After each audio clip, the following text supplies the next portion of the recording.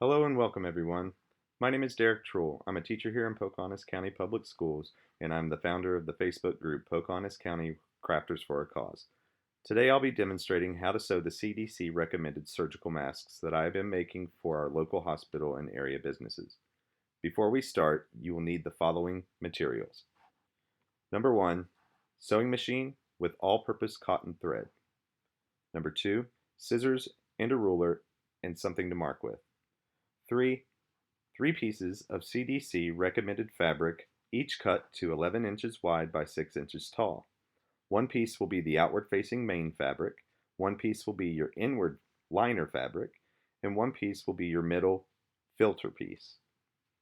There's a fabric chart posted in the photo section on the Crafters for a Cause Facebook page with additional fabrics that may be substituted instead of 100% cotton.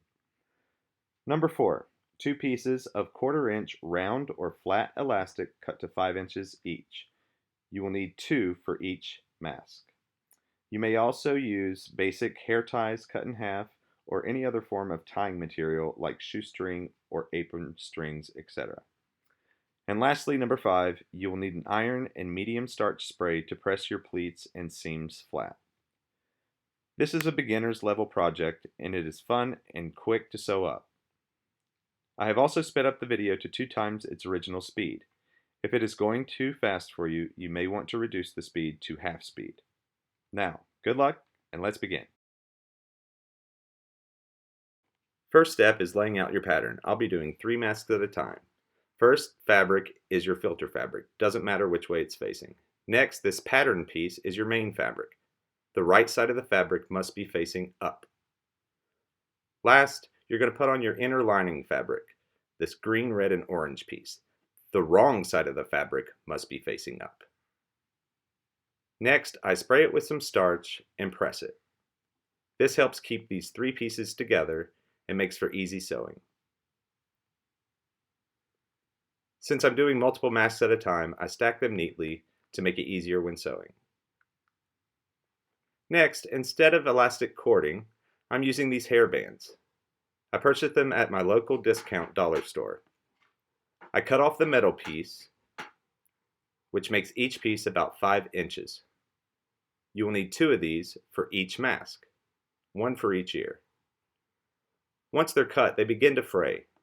To keep this fraying from continuing, I simply light it with a lighter and press the ends together. This also helps it to be easy to sew. In this next step, I'm showing you how to measure and then sew your seam. I begin by leaving a 2-inch opening at the top of the mask. Next, I'm going to leave 1/4 inch openings for the elastic band to be placed in the next step. I come in a 1/2 inch from the edge of the fabric and make my first mark. Then I come over a 1/4 inch and I make the second mark. Repeat this on the second corner on the same side. Then I make the same marks on the opposite side.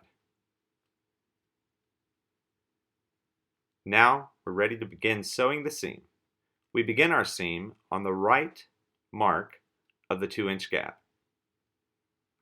When sewing your seam, make sure that you backstitch to lock your threading in place. This seam will go all the way to the end of the fabric.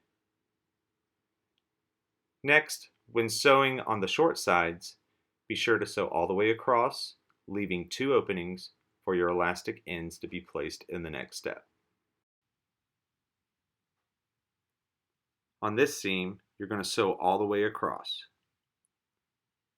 Repeat the same process on this short side as you did on the other.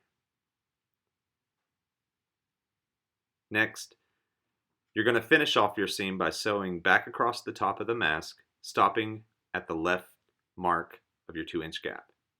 Now you're ready to turn. Here I'm showing you all of the openings. In this next step, we'll be turning our fabric right side out. Before we do, we want to make sure to trim all 4 of our corners. This will allow us to press the mask flat and to give us that boxed appearance. Make sure when turning, you turn between your 2 outward-facing fabrics. This will leave your filter fabric in the middle. Next, try and square all 4 of your corners as best you can with a small, slender object. I use scissors for this process. Here I'm showing you all 4 openings for your elastic bands to enter. Next, you'll want to spray your mask with some starch and press it flat. Your mask at this point should measure 10 inches by 5.5 inches.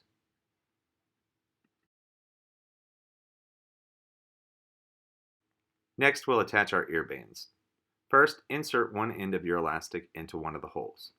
Make sure it's a little over 1/4 of an inch. You'll want to stitch this twice. I stitch mine at about 1/8 of an inch and then again at 1/4 of an inch. This secures the band in place nicely. Then you'll repeat this same stitching with the opposite end of the band on the same short side. Remember, stitch it twice, first at about 1/8 of an inch and then again at about 1/4 of an inch. You'll want to repeat this process on the other side. In our final step, we're going to start by making 2 pleats in our fabric. I like to make the flaps of my pleats 1 1/4 inch wide, leaving me 1/2 inch to turn under for each pleat. This does not have to be exact, just so you have at least 2 pleats. Now we're ready to top stitch around the perimeter of the mask. I like to top stitch mine with a 1/4 inch to 1/2 inch top stitch. This holds your fabric in place and makes the mask look finished. Last step is to stitch another top stitch on the short edges, holding your pleats in place and making them nice and secure. I use a 1/2 inch to 3/4 inch top stitch to do this. Congratulations! You've made a surgical mask. Keep up the good work, and thanks for all your support. Stay safe, my friends.